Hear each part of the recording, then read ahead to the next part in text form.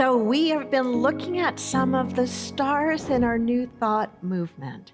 Some of the folks, Thomas Troward, and just folks that have taught us that. Florence Scovel Shinn. Today we're going to be looking at Emmet Fox, people who kind of laid the framework, the foundation for us in unity and in science of mind. And Emmet Fox certainly was one of those individuals, very much a star in his day. He was born in 1886. He passed in 1951. He was born in Ireland. He was educated in England. He went to a Jesuit college and studied electrical engineering. But early on, in his teenage years, he discovered that he had kind of an ability to help facilitate physical healing. And that discovery led him into a very deep pursuit of truth. What it was called truth then, truth with a capital T, what we call metaphysics today, or science of mind, or unity. But then it was really referred to as truth or metaphysics. And so he really deepened into studying everything that was available to him during that time period. He became friends with Thomas Troward. We looked at Troward earlier this month. And Emmet Fox had a way of writing that was very clear and very simple. I have most all of his books on my shelf in my library, and I think one of my favorites of his was one he wrote about the Sermon on the Mount. And his books and his pamphlets have reached literally millions of people, and many people still use them today. I'll talk a little bit when I bring up some of his main points on a pamphlet that remains popular today called The Golden Key. How many of you are familiar with even the phrase, to golden key something? That was Emmet Fox. There's another interesting connection with Emmet Fox, and not just the founding and the foundations of New Thought, but of AA. And maybe you're aware of this or maybe you're not, but Emmet Fox's secretary was the mother of one of the men who worked closely with Bill Wilson in the founding of AA. And in many of the groups in the very early days, they would use Emmet Fox's book, Sermon on the Mount, as something that could support some of their process and some of their journey. And in fact, because of that connection in the very early days, many of the folks who were in AA would go and attend Emmet Fox's lectures. And he drew really big crowds of people that just wanted to be in his presence and hear his basic concepts of truth and his basic concepts of metaphysics. So there are 5 ideas that I want to share, themes that I feel he writes about, not only in the Sermon on the Mount, but in his other books as well. And the themes are these. Number 1, divine timing. Number 2, the power of love. Number 3, working on yourself. Number 4, prayer and treatment. And number 5, mastering your thoughts. So the first theme, divine timing. Divine timing. He said this, "It is the law that any difficulties that can come to you any time, no matter what they are, must be exactly what you need most at that moment to enable you to take the next step forward by overcoming them. The only real misfortune, the only real tragedy comes if we suffer without learning the lesson." The only real tragedy comes if we suffer without learning the lesson. It's the law that any difficulties that can come to you anytime, no matter what they are, must be exactly what you need at that moment to enable you to take the next step forward by overcoming them. You notice there's nothing in this that he says, and you're going to like it, right? Divine timing is not, we don't usually, well, I won't say we don't usually, but oftentimes we don't like it, right? Are any of you like me that you have a certain timing in your mind of when and how things are supposed to kind of unfold? Some of you, yes, you're nodding, absolutely, and we visualize it and we affirm for it and we do what is ours to do, taking the steps we can to try to facilitate that. But have you noticed, as the saying goes, life is curly. Don't try to straighten it out. I don't know who said that, but I like it. Life is curly. Don't try to straighten it out. That, yes, there is divine timing, and the divine timing isn't always what we had planned, isn't always what we had planned. The divine timing helps us to step into and helps us to grow into who and what we are meant to be. One of our foundational concepts or beliefs, it's not a principle, but one of our core beliefs in unity is that everything ultimately, underscore bold the word ultimately, everything ultimately works for our highest and best good. Doesn't mean in the very moment that it's happening that it feels like it's our highest and best good. But as Fox is writing, when it comes to us and it's difficult and we have to muster up the knowledge or the skill or the courage or the faith to take that step to overcome what that is that's before us, we grow as a result of that. And that's where the experiencing of our higher good falls in that scenario. Everything ultimately works for our highest good. It doesn't mean that we always like it in the moment. It doesn't mean that we always even understand it in the moment. And even if there's a part of our mind that is fighting with this idea, I would challenge you to let that part of your mind fight with the idea, but try holding on to the concept just the same. And the reason I say there's value in holding on to the concept just the same is you have nothing to lose by having the mindset that says, this difficult thing I'm dealing with right now that I don't like, I don't want, but I'm going to hold to it, that ultimately it's going to grow me, ultimately it's going to be for my highest and best good, is going to position you in a much better way to deal with it than if you think that thing is going to knock you down, keep you down, cause you to just have to give up. Does that make sense? Does that make sense? The key is to take the lesson forward and leave the pain behind. He also wrote, divine wisdom works in you. This is also about divine timing. Divine wisdom works in you if you do not cross bridges before you come to them. I laughed at that when I read that too. Divine wisdom works in you if you do not cross bridges before you come to them. What does it mean to not cross bridges before you come to them? It's to recognize that there is a sequence. There's an orderliness to growth. Every farmer knows that. There's an orderliness to how a plant grows. We watch a baby, right? A baby learns to crawl, and then a baby stumbles and attempts to bring itself upright, and then the baby learns to walk, but the baby doesn't start off running a marathon, right? There's a divine timing. Divine wisdom works in you if you do not cross bridges before you come to them. It means that you realize that there is a sequence to growth. You can look down the road of your life and anticipate what is up ahead, but at best it will be an educated guess. And for those of us who really like to have things well planned out, we want to see all those nice steps in advance. And if we're really on the extreme end of things, not only do we want to see all those steps in advance, we want to have the assurance it's going to be easy and it's going to work. Right? Well, that's where prayer partners can help as well, to kind of encourage us along the way and to say, wait a minute, take the step before you. Each time we take a step in the direction of where we're wanting to go, we earn the right in consciousness for the next step to be revealed. That's such a key concept, such an important thing for us to realize, that we earn the right for the next step by taking the one that's right before us, recognizing the divine timing of that. Second area that Emmet Fox focuses on is the area of love, the power of love, the power of love.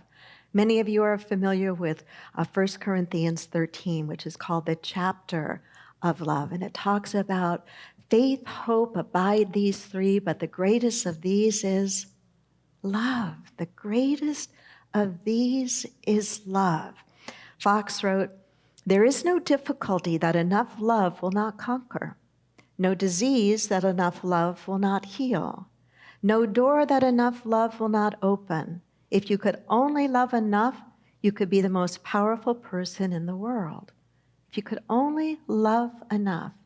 We may argue with some of this and say, but I'm not so sure I believe that love can heal every disease. What I do know is the effort we put into loving no matter what, healthy love, mature love, spiritual love, will only improve the situation. It will never hurt the situation. We have everything to gain from stretching into and expanding our capacity to love, to be loving. I think it's why it's written in Ecclesiastes, the greatest of these, not Ecclesiastes, in Corinthians, the greatest of these is love. The greatest of these is love. I remember not exactly when I first heard the idea, but I remember how powerful it was when I first heard or read the idea that love is not only a noun, but it's a verb. And if you think about it, some of the greatest challenges we experience in relationships is when we forget that love is a verb, and when we are focusing more on love as a noun. When we are focusing on love as a noun, we are usually focusing on what it is we want to get. And we are aware of maybe what we haven't received or what we don't feel. We look at love as a thing, if you will. Whereas when we really, and I think this is a spiritual component or practice of love, when we recognize love as a verb, it points us back to being. It points us back to doing. It points us back to how we show up in a situation, how we show up conversationally, how we show up around a need or a hurt or a problem in someone's life.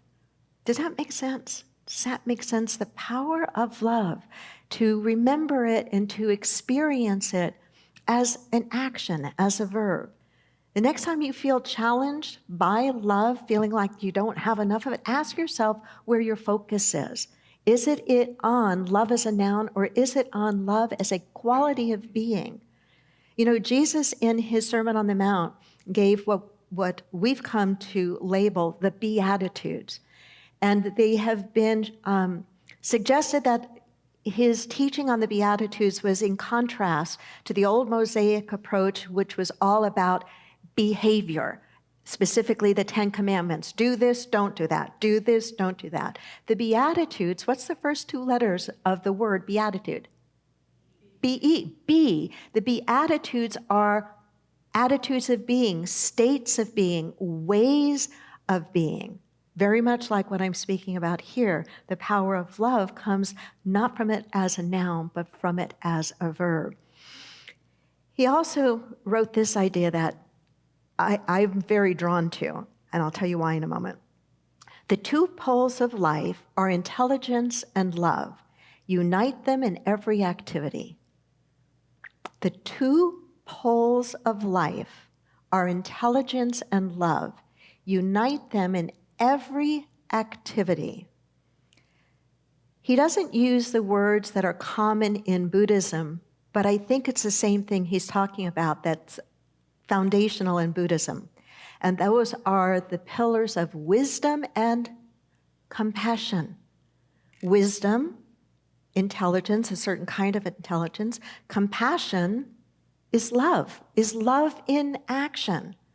And how every situation, whether it's a business situation, whether it's a family situation, whether it's a health situation, would be better served if we brought both wisdom and compassion, intelligence and love into the decision-making, into the thinking, into the action.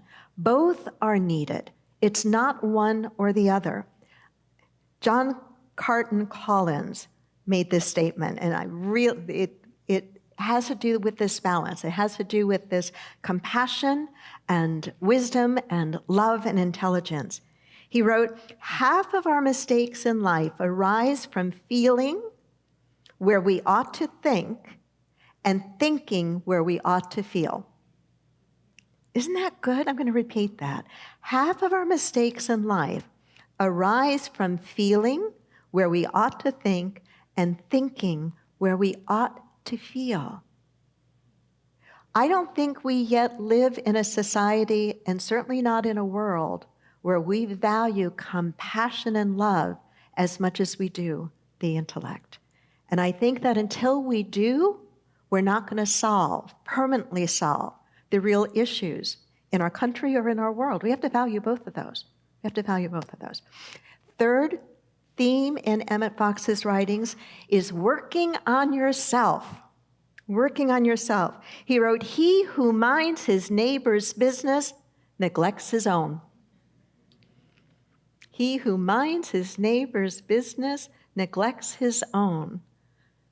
It's not about nudging your neighbor and saying, did you get that, honey? I think she's talking about you. Or thinking about, I just wish so-and-so would have heard this. Yeah, there's going to be value, and we might say, yeah, I wish my ex, my boss, whomever, my neighbor, heard these ideas that I hear in Unity, and I suppose there's value in that. But our work is our work from the inside out. From the inside out. AA, what's AA's fourth step? It's about doing an honest, moral inventory, not of your neighbor, not of your ex, but of ourselves. It's the same thing Jesus said long before AA, long before Emmet Fox or any of these guys, and I'm sure somebody else said it long before Jesus did, but he's conveyed the idea in his, why are you so concerned about the speck in your brother's eye, that you do not see the log in your own eye? First, remove the log in your own eye, and then you will see clearly to remove the speck in your brother's eye. And sometimes what happens when we do enough work on ourselves, it's amazing how we no longer see that speck in the other person. It's amazing. It's amazing. This is, in my notes I put, an ouch Fox quote. Criticism is an indirect form of self-boasting. Something to think about. Criticism is an indirect form of self-boasting. In working on yourself, he wrote, you have nothing to deal with but your own thoughts. That can be challenging for us in what we call the new thought movement, right? You have nothing to deal with but your own thoughts. That's so true. How many of you are familiar with Byron Katie? Her work was really popular maybe 10, 15 years ago, and I think that she basically called her work the work.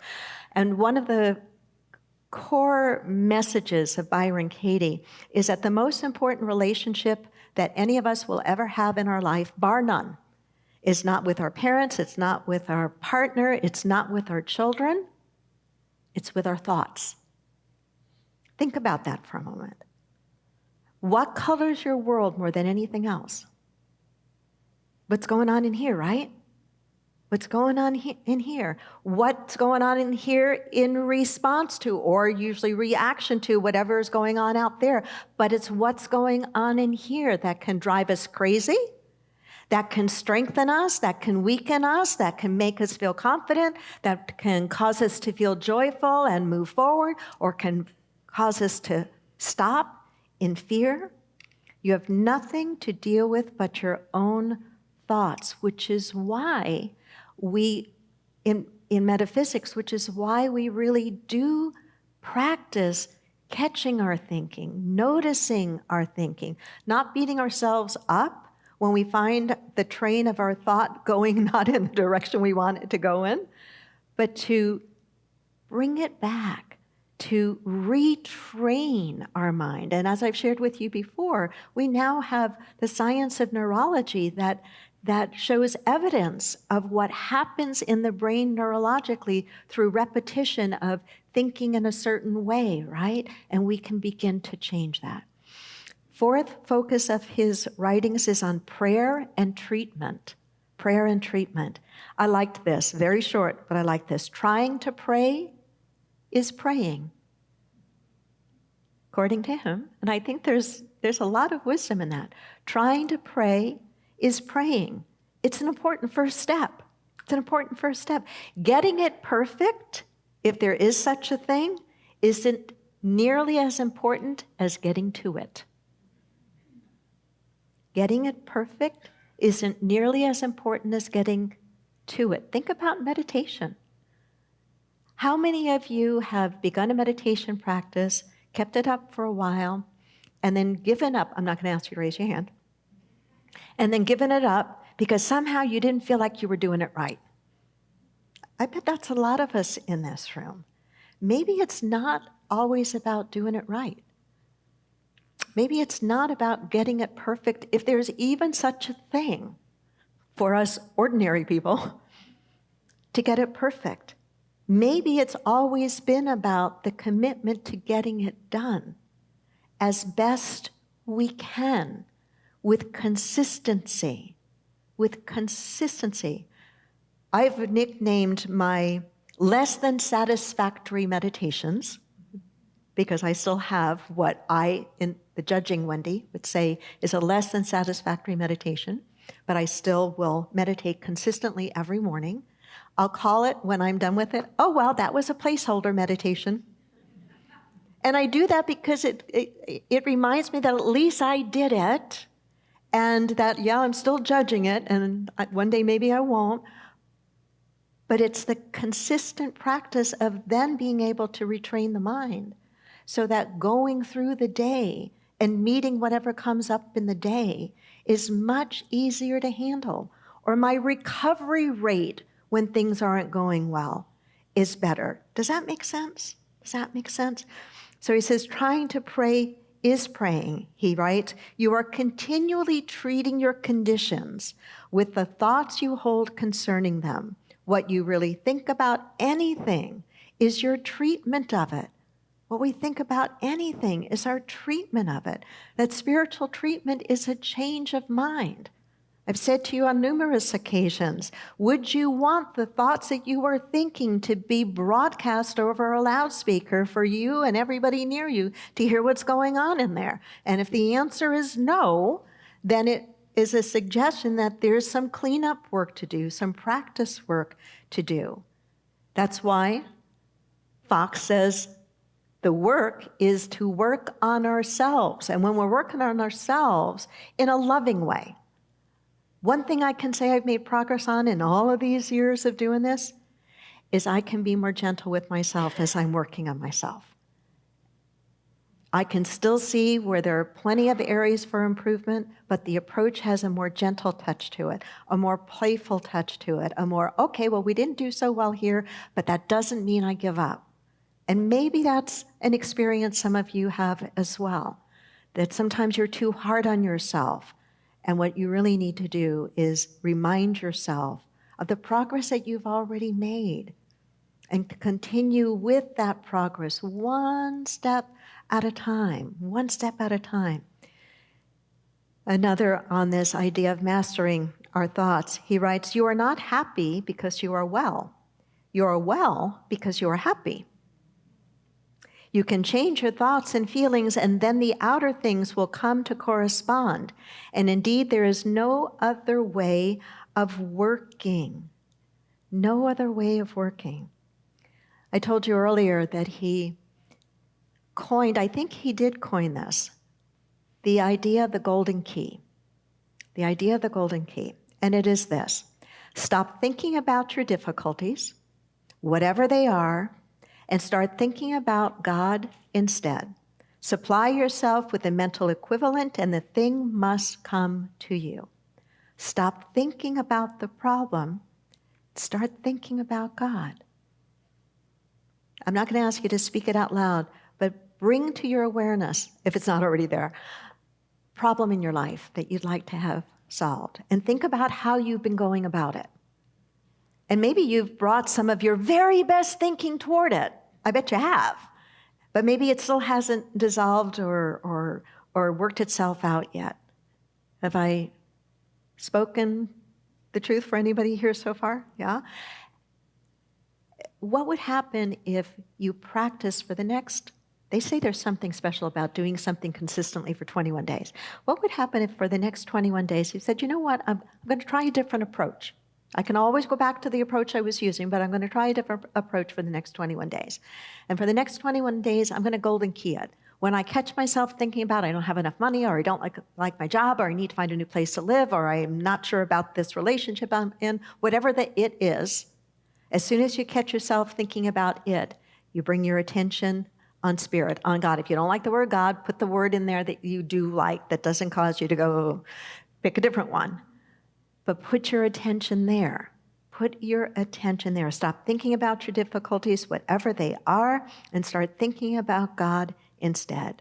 Supply yourself with a mental equivalent, and the thing must come to you. There's a pamphlet called The Golden Key. I think we have some up in the chapel, or we used to. We might have some in Partners, and I believe you can still get them on Amazon. But it's one of the things that Fox wrote that was most widely consumed and most widely appreciated. Aware of the time here as I finish up with the last of the 5, which is mastering your thoughts. This last idea. He says, attention. Attention is a key to life. Whatever you really give your attention to, you become. Whatever you really concentrate upon will come into your life. We grow into the thing that fills our thoughts as inevitably as a stream merges into the ocean at last. We know in metaphysics that energy flows. Let's do it better. Energy flows where attention goes. Energy flows where attention goes. When I used to teach young children at the skating rink down the road how to skate, I would always tell them the worst thing you can do is look at your feet. Because where you look, you're gonna go. And in getting them to know how to go down the edge of the ice and then turn, because you know it doesn't go on forever, right? Eventually you have to make that turn. And they say, I don't know how to turn. I say, you don't have to know how to turn. Yes, I do. No, you don't have to know how to turn. Trust me. Look where you want to go, and that's not down.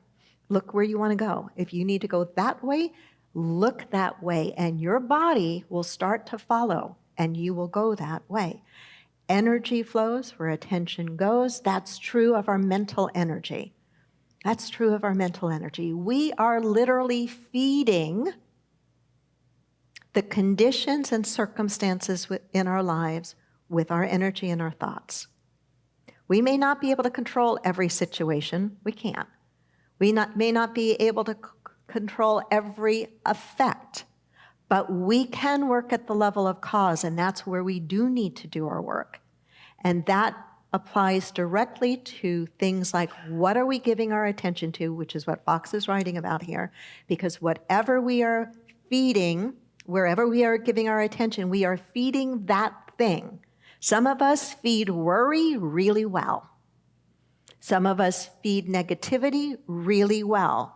Some of us feed joy and optimism and possibility really well. We feed it with the dominant structure of our thoughts, what we keep telling ourselves over and over. I know if you've been in metaphysics for any length of time, you know all of these things just as I do.